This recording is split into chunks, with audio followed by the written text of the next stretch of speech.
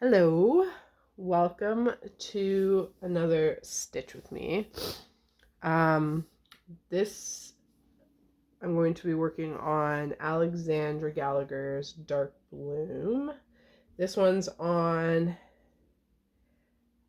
I think it's 18 count, maybe 18 and a half because it's been washed. 4 strands over 1/10 stitch. And I'm going to work here in her hair because it's sort of block stitching. So it's Monday. It's our holiday. It's a holiday, um, long holiday this weekend in Canada. I hope everyone in BC and Alberta are doing okay. I don't know if Saskatchewan's getting the bad air too. I don't know anyone in Saskatchewan. Yeah, this is crazy. Can't believe it. We still have such cool, I guess, weather here. I don't know if Ontario's ever had fires like this, though. I've never been in a fire. The closest fire I ever saw, I guess. Remember that big, huge blackout? When was that? Like 2000, early 2000s. It was definitely Toronto. I know it went down to the States too. It was like 3, 4 days of blackout.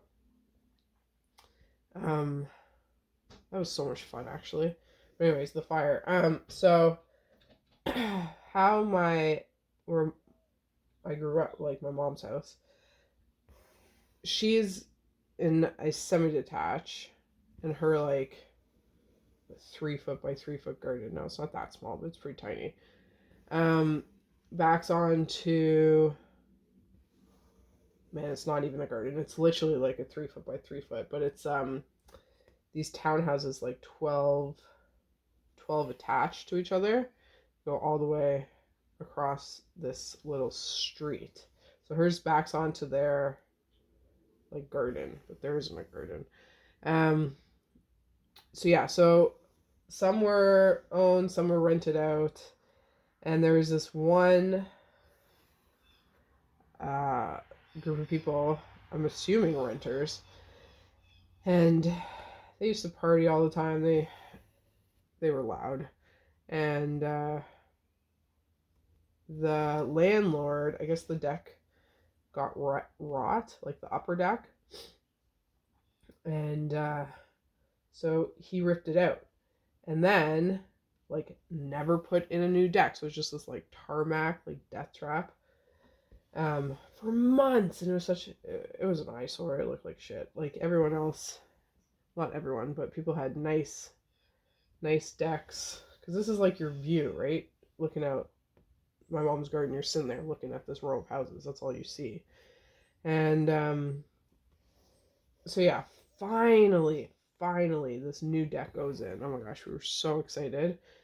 Um, okay, and then the blackout happens, and I had stayed up late ish with my mom playing solitaire by candlelight. Yeah, it was solitaire. Um, so we went to bed, and I was like in such a deep sleep, and I didn't notice that there was no air conditioning in the like middle of summer because my mom is against air conditioning. She doesn't feel the cold and wears cashmere in like 40-degree weather. So I was in a deep sleep, and like I hear this I hear this noise, and it like wakes me up. And I like just look out my bedroom window that like looks exactly at this house with the new deck. I'm like, what the heck? How many candles do they have burning right now? I'm like looking, and then this like fire just instantly goes up to the second level on the like, yeah, it's crazy. And I was like, holy. And then that deck caught on fire, and I was like, oh my god, this deck has just finished. I like leapt out of bed, And I ran downstairs. My mom was asleep. I like flicked on the light, and I'm like, and I pull up her roller blind, and of course I can't get it to like freaking retract. I'm like struggling there. And she's like, "What's going on? What's going on?" I'm just trying to be dramatic. I'm like a 16-year-old. So I finally get it up, and it's just engulfed. It's just this ball of like smoke, or not smokes, flames. And she's like, "Oh my god, call 911." So I call, but the phone lines have gone dead.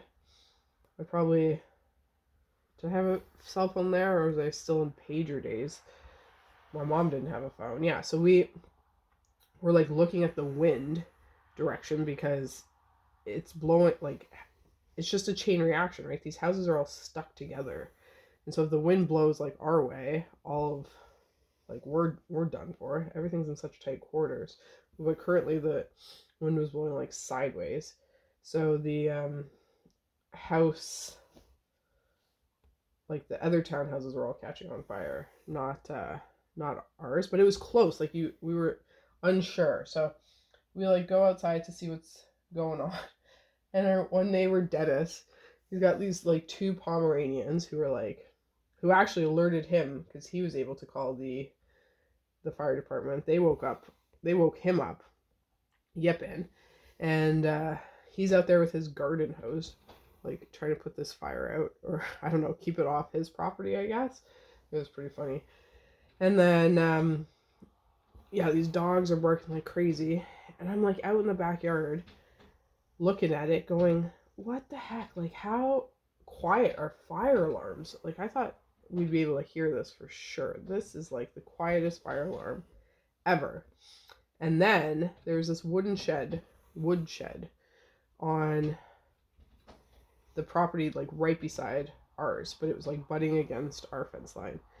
And two houses over, Christopher, he used to grow pot in his backyard, and he would dry it in the shed, and it was pretty funny because like raccoons would lie on this roof. I don't like the off gases or something. They'd just be totally baked lying there.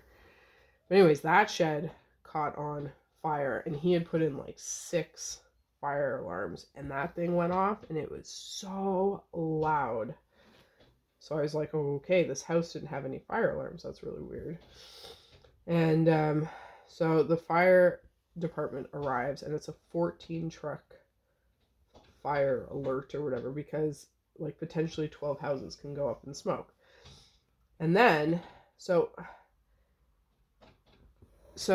because of how it's built, it's like one strip, and like if the fire trucks go to the street that the house is actually on, like that's the front of the house, and they can't get to this garden, right? And so they come all on our street, but everything's built, like the houses are built with like an inch in between them. There's not really a break for them to like go into this garden.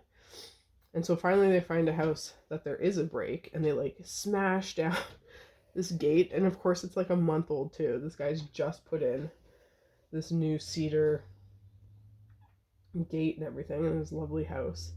And here comes the fire department. And these people aren't even home. They're at a wedding. And like they come home to like their whole place smashed up, soaking from the fire hoses. The like fire hoses have just smushed their garden. And yeah, the fire chief comes to us like, you need to grab whatever you want and get outside. Like this fire could be coming towards your direction if the wind changes. And so you're in such a panic. Like, what do you grab? You know? I think I grabbed like my piggy bank and probably my laptop. And yeah, I was out of there. So we're outside just waiting for it. Anyway, so they pretty much assume it was arson, but they could never prove it. So I think that guy, yeah, I don't know. I think it was the landlord that set his house on fire. That street was there's so many stories for that street. I like the blackout. I was sitting in a 3-for-1 pizza with this air conditioning that was making so much noise. It was crazy. And then suddenly it went off, and I was like, whoa. I look outside, I'm like, holy, that air conditioning blew the power in this whole block. And then, nope. That was so crazy. I had a good time though. I remember going on College Street was sort of, it was like hip. Or like fancy-ish restaurants, sort of Portuguese, Italian-y. And people brought their car, like their nice cars, with the doors open, blaring music, and like all the restaurants had to cook all this food quickly because it was all gonna go off. I guess not the places with generators, but there was just these massive barbecues outside. Listen to music. Oh yeah. The other fire that I was sort of involved in. Oh my god. So at the farmhouse where we lived for a little bit, we had a wood fire. And I was like 5 or 6 weeks pregnant with my second. And my husband wanted to go do stuff somewhere. So I'm like, okay, can you just deal with the fire for me? Like, I was so tired and nauseous and everything. So he like cleaned out the fire and started a new fire for me for the day. But he had just taken out all the ash with a shovel thing and dumped it into our garbage bin. Like those big, we have big gray garbage bins that the city comes and takes. And like how the setup was, like our kitchen is an old farmhouse, so it was really strange. The kitchen was like tiny. You couldn't even imagine how small this kitchen was. So the stove and fridge were like out in the like eating area. And so if you're in the kitchen area, like where the sink was and the counter, you couldn't see out the front windows that we had. And so I was cooking something like that. It was taking a lot of prep, I guess. And suddenly I get a knock on the door, and it's like the landlord had passed away, so there were 3 sons like looking after, and they always came to the farm because there's a working farm. And there was a big shed, and they had a lot of vehicles and stuff. Anyways, they were there all the time.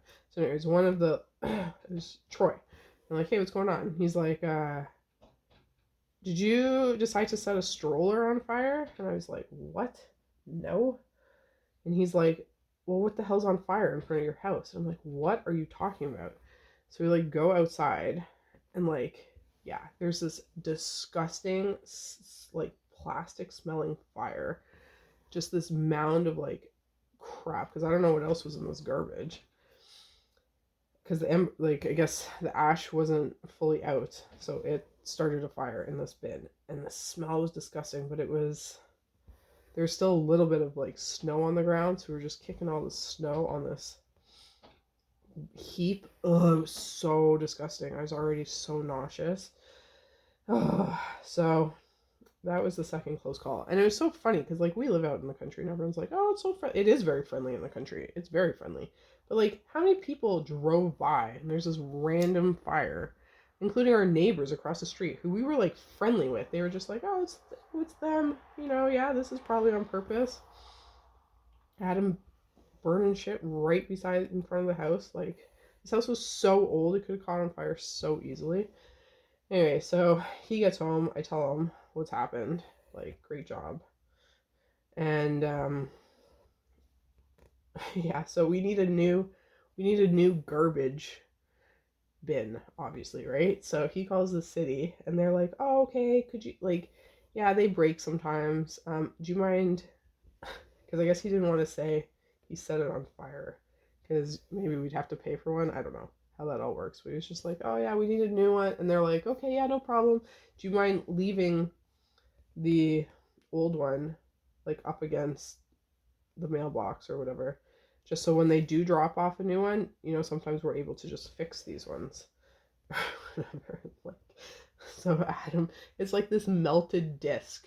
I think 2 wheels survived, like lent against our mail. Just this melted brick with 2 casters. Yeah, lent against. Anyways, they left us 2. They gave us 2. They, I don't know what they thought, Yeah, we got 2 garbage bins out of that. Oh God.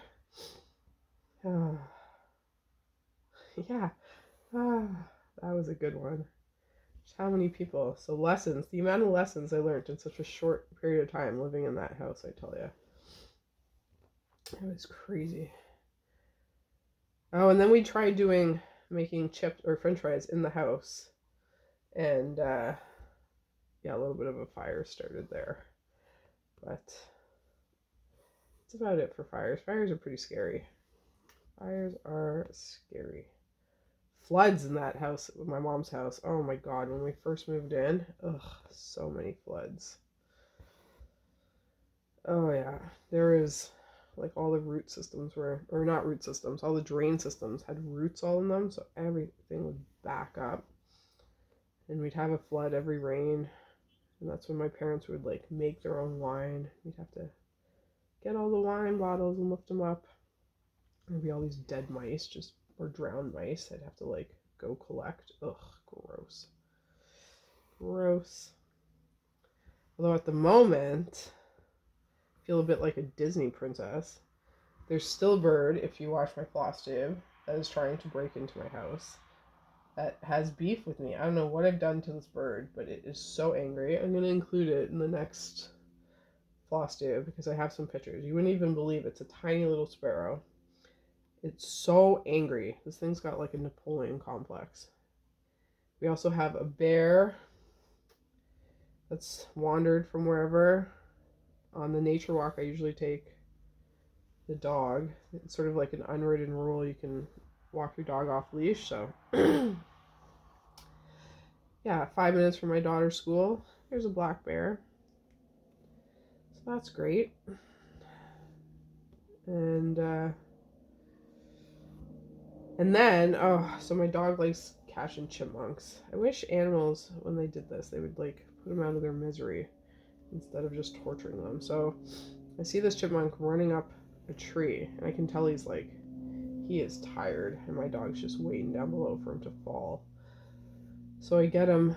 I had put gloves on, and I get him, and I tell Stella or my eldest to go get a bowl of water. She fills up this like toy potty, and we put him in the barn in like a 2-cat, and he snuggles up, and he had a little rest, and then when we went back an hour and a half later, he was gone, and I don't think the dog got up there because I'm pretty sure I kept the dog inside. So I've told myself he just needed a little rest, and now he's doing fine.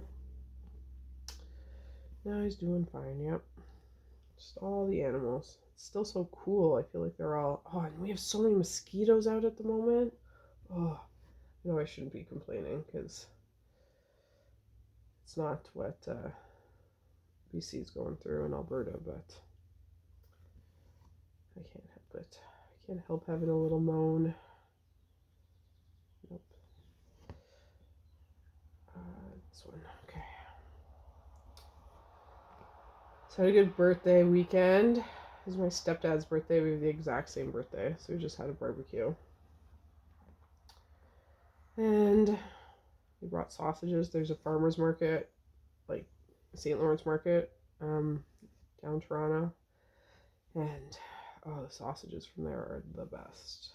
They're so delicious. And one year my husband forgot my birthday. It's like 2 years ago. 2 years ago. Yeah. So yeah, he totally forgot, and he was lucky, I guess you could say, because earlier on in the week so there's a property developer in our area who showed up during COVID and was like, oh, I just wanted to ask, like, do you mind if I landed my helicopter in your backyard? Because I don't like doing the traffic. It's so cool. It's like James Bond. Come in every once in a while. Yeah, it's really cool, actually. So he's taken us up a couple times.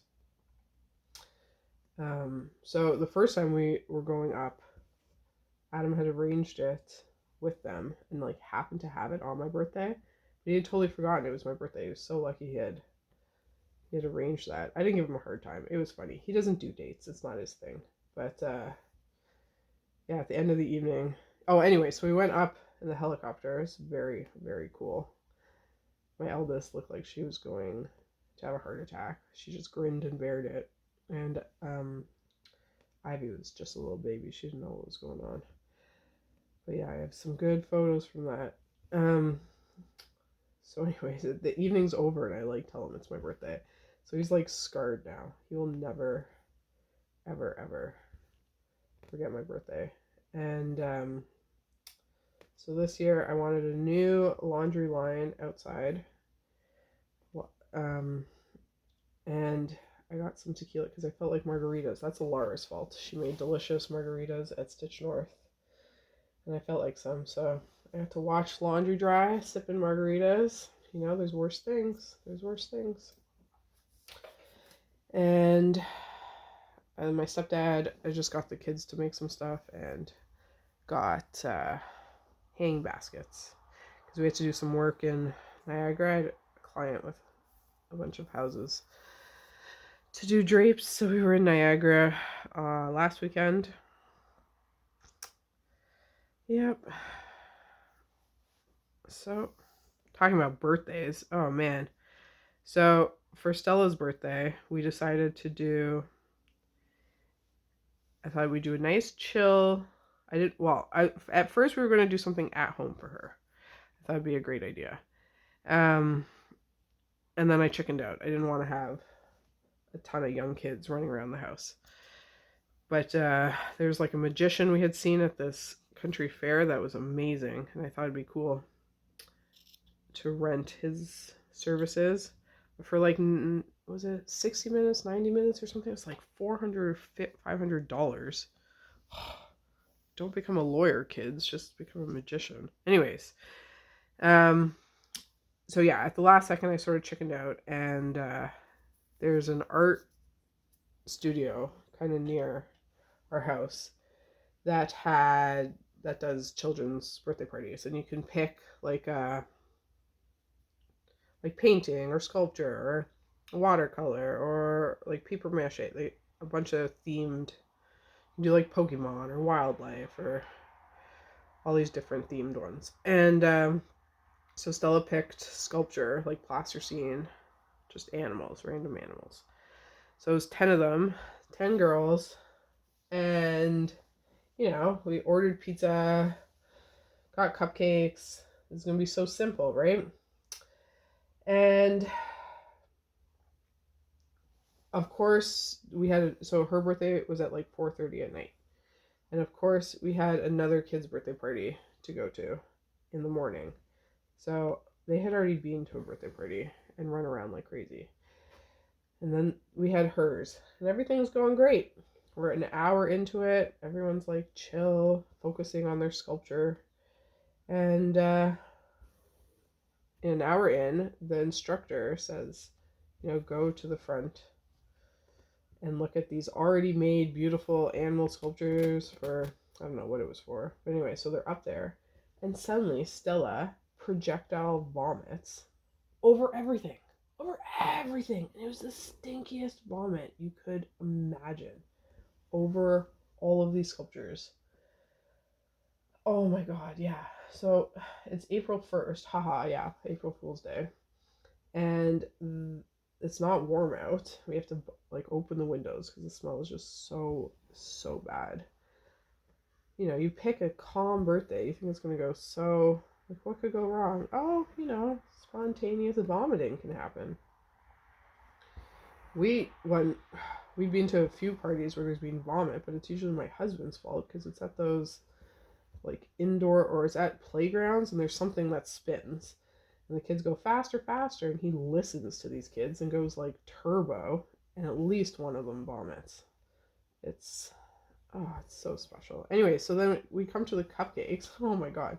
So I bought these cupcakes and they looked so pretty. They were so colorful and everything. And apparently they were so bad. One girl, she's 6, and she's like, these are, what did she say? Horrifying. horrifying were the words she used for a cupcake. Oh. So that was a bit of a bust, but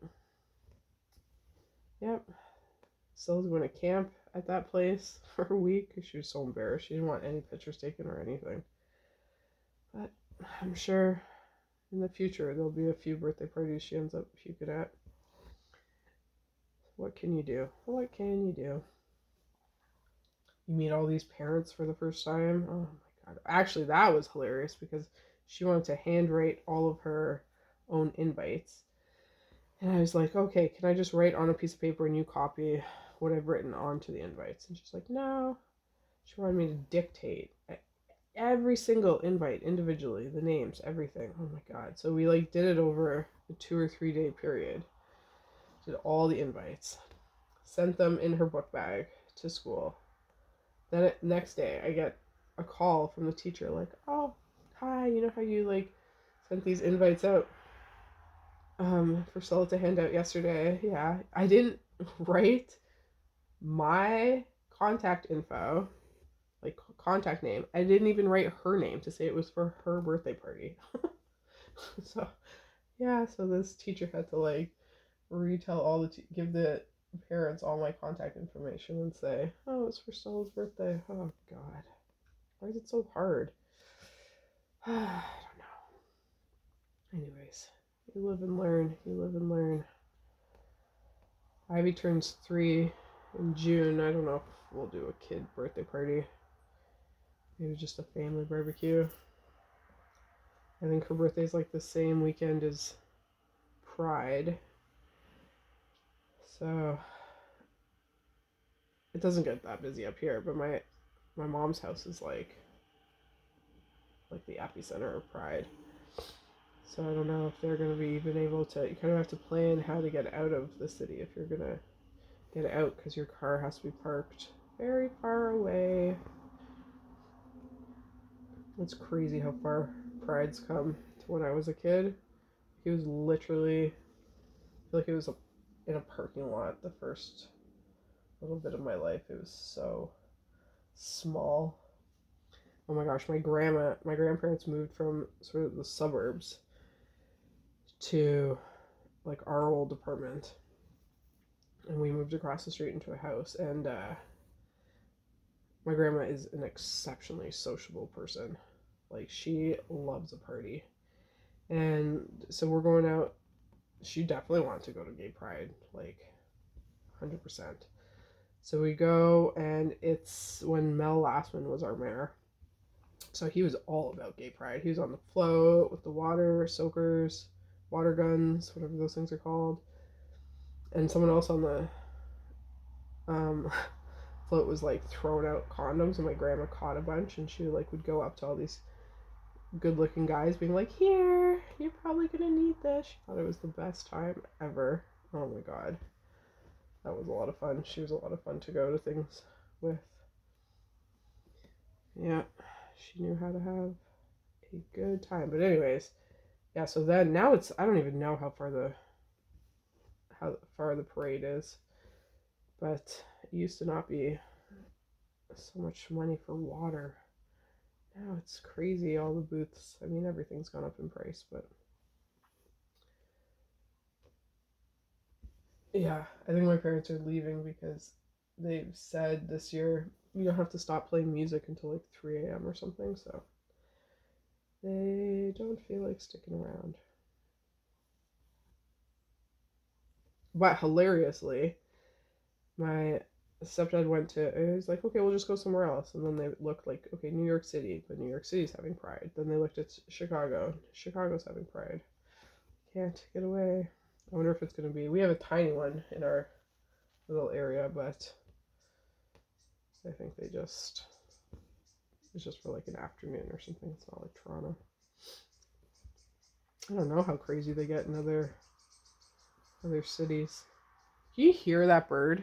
I don't know if you can still hear it. This bird is insane. Here, Darren Dizzy Stitcher. She's got all these beautiful, what are they, cockatoos and stuff. And I just have this. Can birds get rabies? I don't know if it has rabies. It's just wants in the house. It's very strange. Very strange. Okay, I'm just going to finish this thread. How long did I blab for? This one had no gore this time, though. 30 minutes. Hey, first stitch with me with no gore, just a bit of vomiting. That's not bad. So I hope, oh, I guess I should see how many stitches I got done. Let's see. How many stitches? I love the coverage of this. Like, it's nice sometimes not working on the high thread counts. I think the 4/1 covers so nicely. But when you do 4/1, I find anyways, you have to do this like loop here, because if it's 4 and then that tail, it's too thick here to go through the holes nicely. So you have to do that loop. So it's actually only 4 strands. That makes sense. That makes sense. All right. Let's see what the total is. I can get a few more.